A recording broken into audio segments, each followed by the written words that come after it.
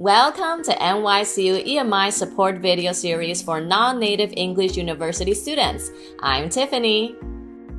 In today's video, we'll go over the 6 essential steps to preparing an effective academic or professional speech, especially useful for students in English medium instruction classes. Step 1. Analyze your audience. Before preparing your speech, think carefully about who will be listening. What is their background, language proficiency, attitude, and expectations? The size and environment also affects your presentation and should also be taken into consideration. Audience background. Knowing the information and experiences that the audience already has can help you communicate more effectively, choose the right level of detail, use appropriate examples, and avoid content that is too simple or too difficult. Background includes age, gender, education, occupation, nationality, language proficiency, and cultural considerations. Language proficiency is especially important to ensure understanding of your talk. Knowing your audience's language proficiency helps you choose the right vocabulary, control sentence length and speed, decide how much explanation is needed, and avoid confusion and misunderstanding. Audience attitude. Attitude is how the audience feels about your topic. Will they be supportive, or skeptical, or neutral? Supportive listeners agree with your topic and want to learn more.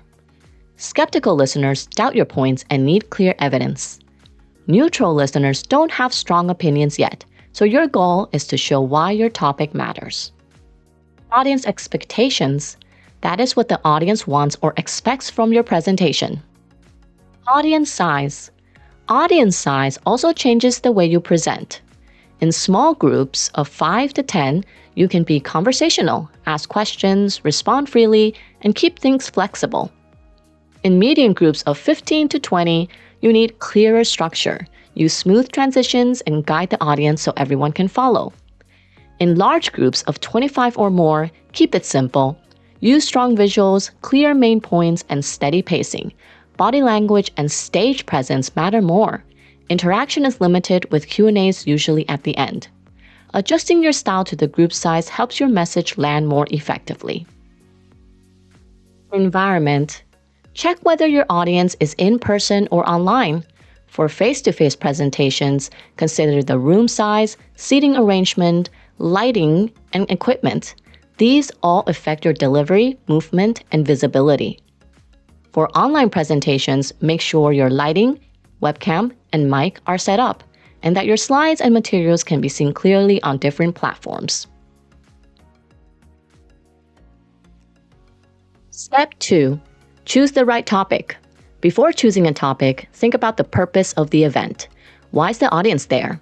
Is it a class, a team meeting, a training, or a pitch? Each situation requires a slightly different approach.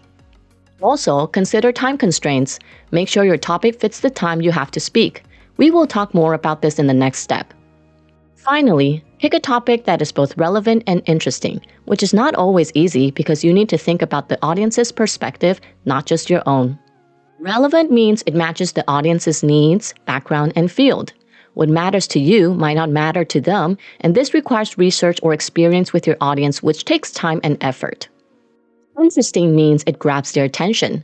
Capturing attention isn't easy, and it sometimes requires you to be a bit creative, such as finding examples, stories, or applications that will engage people.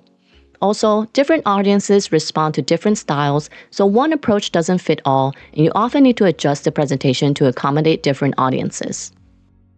One optional extra step that you can do to check the audience's interest is to make a survey before preparing the presentation. Use a free app such as Google Forms, SurveyMonkey, or SurveyCake and include questions that help you understand the audience. You can use different question types such as multiple choice, multiple responses, true or false, sequence matching, and Likert scale questions. A survey will always give you more insight on your listeners so you can choose content to engage the audience better. Step 3. Narrow down your topic. When narrowing down your topic, the time limit is the most important. The time limit means how much time you have to speak, basically how long the presentation can be. If the time is short, your topic should be small and concise. If the time is longer, you can explain more ideas, give examples, or even add activities. So, before moving on to preparing the content, always check the time limit. Step 4. Organize your speech. In this part, we will introduce 7 of the most commonly used organizational patterns for speeches and presentations. To keep this video short, we will just briefly explain the patterns here. More detailed examples and practices will be in the quizzes. The past, present, future pattern is used to explain development or change from the past to the present and into the future. Chronological pattern organizes information by time or steps. Ideas are presented in the order they happen. The problem-solution pattern first explains the problem or problems and then suggests ways to solve it.